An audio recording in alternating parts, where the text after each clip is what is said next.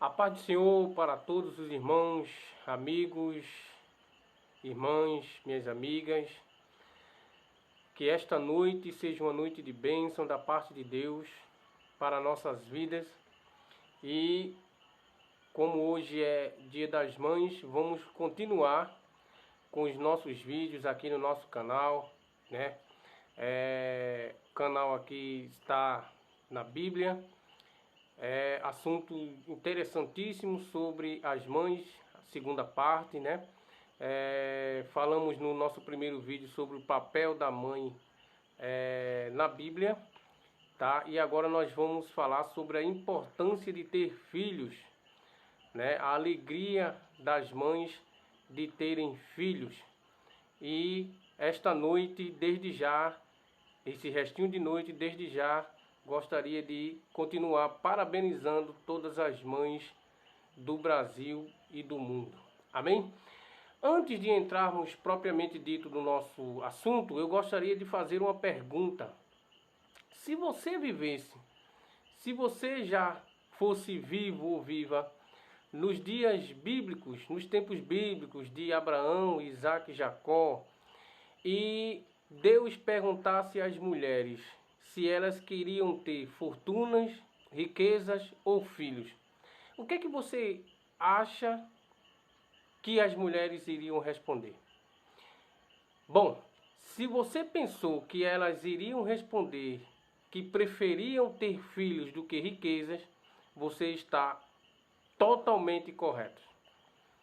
Parece até estranho, mas a Bíblia diz que uma mulher ser estéril naquele período, nos tempos bíblicos, era sinônimo de maldição, sinônimo de zombaria. E pegamos por base o texto de Ana, em que Penina zombava de Ana porque Ana não tinha filhos. E aí nós compreendemos a importância das mães judias em terem filhos. Por quê? Porque o primeiro mandamento que foi dado por Deus a Adão e Eva foi: frutificai e enchei a terra. Quando nós lemos e meditamos nesse texto, nós vamos compreender que Deus estava mandando, pedindo para que Adão e Eva, tá, tivessem filhos. E a partir daí tivessem descendências para que habitassem na terra, já que existia só o casal. Tá? Então, a importância de ter filho pelo judaísmo, pelas mulheres judias, é tão importante que a Bíblia vai dizer que quando Deus fala com Abraão e Sara e promete que lhe daria um filho, Abraão já era velho, Sara também já era velho, e Sara, meio que desacreditada ali na promessa do Senhor, Sara pediu para que Abraão se deitasse com a sua serva, para que a sua serva gerasse filho. E ali era um costume daquela época, até porque Jacó também, quando uma das suas mulheres não pôde ter filho, deu a serva, né, chamada Bila. Eu não lembro agora se foi Raquel ou foi a outra, se foi Léa, mas ela deu a serva. Isso mostra o costume da época, tá? Se fazia isso para que a casa tivesse filhos, tá? Então, o lar, para a Bíblia, para os costumes bíblicos, para o judaísmo, é inconcebível um lar onde não tenha filhos, tá? Onde não tenha filhos.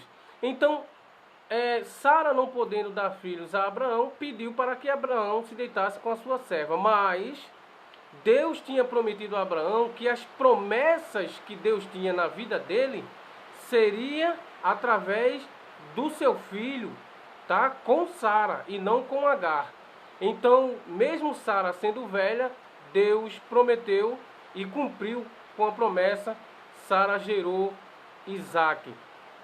Mas eu tenho aqui, no livro aqui, uma coisa muito importante, que diz assim, este livro sobre a importância de ser mãe pelo judaísmo. Diz aqui: aqui vai uma boa pergunta para testar seus conhecimentos bíblicos. Qual foi o primeiro mandamento que Deus ordenou? Não foi um mandamento negativo, não coma da árvore. Mais uma chance. Qual foi a mitzvah, o mandamento que Deus queria que Adão e Eva cumprissem? A resposta certa é: frutificai e multiplicai. Os teólogos explicam porque esta é a primeira lei.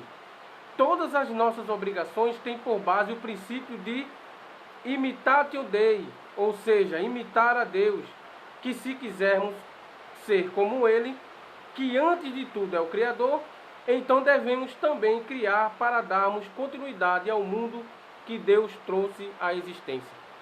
Então, os teólogos afirmam que uma das importâncias da religião, sendo ela judaísmo, cristianismo, islamismo, outras religiões, a importância é a questão de imitar a Deus no sentido de procriar, no sentido de ser pai, de ser mãe. Daí porque a importância das mães terem filhos, tá? Nós entendemos aí porque é que Ana se desesperava todas as vezes que subia ao templo. Por quê? Porque Elcana e Penina sempre sacrificavam ao Senhor, e o sacrifício era de acordo com os números de filhos que eles tinham. Como Ana não tinha nenhum filho, ela se desesperava. Mas Deus ouviu o choro de Ana e concebeu, dando-lhe filhos. Diz aqui: por isso os judeus são proibidos de optar por não ter filhos. Obviamente, se um casal tenta sucessivamente e não consegue procriar, não lhe cabe culpa por isso. Contudo, evitar a paternidade é um pecado. Espera-se que os casamentos deem origem a famílias. Então, uma das ordenanças de Deus, um dos mandamentos de Deus dado ao primeiro casal foi criai, ou seja, multiplicai, crescei, enchei a terra, procriar, ter filhos. E o importante, meus irmãos, é que a Bíblia diz que os filhos é a alegria da casa, tá? Nós percebemos que um casal, quando não consegue ter filhos, às vezes eles optam por não ter filhos, mas quando é aqueles que não conseguem, eles percebem que está faltando algo naquela relação, tendo em vista de que os filhos trazem um novo ar dentro do lar. A alegria da mãe, do pai, está sempre chamando a atenção do filho, está sempre se preocupando com a criança, está sempre se preocupando com a educação, porque eu falei no outro vídeo que Deus deu à mãe a incumbência de gerar filhos, e a incumbência dela ensinar, a incumbência dela, vamos dizer assim, orientar seus filhos, tá? E a partir daí vem uma coisa tremenda, uma coisa muito maravilhosa, quando vê seu filho realizando seus sonhos. Você também se sente realizada. A partir do momento que você passa 9 meses, muitas vezes sentindo dores, muitas vezes noites em claro, muitas vezes passando por momentos difíceis. Mas quando a Bíblia diz que uma mãe, ela sente muita dor quando vai ter o filho, mas quando o filho nasce, aquela dor cessa e a alegria é tremenda. Portanto, mais uma vez, eu quero aqui parabenizar as mães através da palavra de Deus, dizendo que Deus lhe deu a incumbência, Deus lhe deu o privilégio de você ser mãe. Agradeça a Deus, faça o seu papel, tá? Assim como Deus também obriga aos pais fazerem os seus papéis de trabalhar, de manter a casa, de botar em casa o pão de cada dia, de batalhar, de suar, para que não falte nada à sua esposa e aos seus filhos. Deus dá ao casal a incumbência, a autoridade de ser representação de Deus dentro do lar. E eu falei à tarde e vou repetir: Um filho que não obedece o pai, que não obedece a sua mãe, esse filho, geralmente, ele não dura muito na terra, porque é bíblico. Honra teu pai e tua mãe para que teus dias sejam prolongados. Tá? Então, quando o filho obedece ao pai, quando o filho obedece à mãe, ele está obedecendo à autoridade divina dentro do lar. Então, a você, mamãe, mais uma vez, eu quero te dar parabéns. Parabéns a todas as mães e continue criando seu filho no temor do Senhor. A Bíblia diz: cria um menino no caminho que se deve andar. Ensina o teu filho no caminho em que se deve andar, que mesmo assim, quando ele estiver velho, ele não se desviará dele. Ou seja, muitas vezes a gente, quando se torna velhos, nós lembramos ainda daquilo que nossa mãe, nosso pai falou lá atrás, quando nós éramos crianças, quando nós éramos adolescentes. Então, isso é para que se cumpra a Bíblia. Ensina o teu filho no caminho que se deve andar. Cria o teu filho no temor do Senhor.